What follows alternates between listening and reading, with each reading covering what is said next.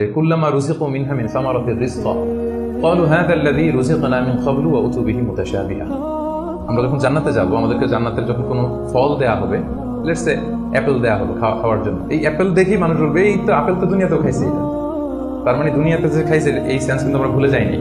অনেকে জিজ্ঞেস করে যে আখিরাতের এই সেন্সেশনটা কেমন হবে, আখিরাতে কি দুনিয়ার সবকিছু আমার মনে থাকবে, দুনিয়ার যা যা করছে সবই কি আমার সেন্সে থাকবে, ব্রেনে থাকবে, নাকি অন্যরকম জগৎ? এই আয়াত প্রমাণ করে দুনিয়াতে আপনি কি করেছেন সবকিছু আপনার মনে থাকবে। ফলে অ্যাপেল যখন দেয়া হবে দেখেই বলবে উতু বিহি মুতাশাবিহা, এরকম আপেল তো আমাকে দুনিয়াতে দেয়া হয়েছে, আর এটা তো আপেল, তো এখানে না কি ডিফারেন্ট কিছু দেওয়া হবে, তো আপেল দিতেছে কেন এখানে?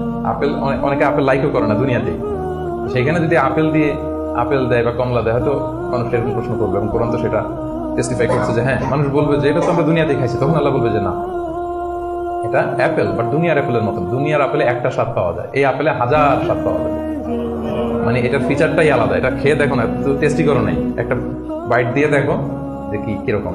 তো এই আয়াতটা আমি আনলাম এজন্য যে মানুষের সব খেয়াল থাকবে, দুনিয়াতে কি হয়েছিল, কি খাইছিল, কি করছিল, তার সব হিস্ট্রি তার মনে থাকবে।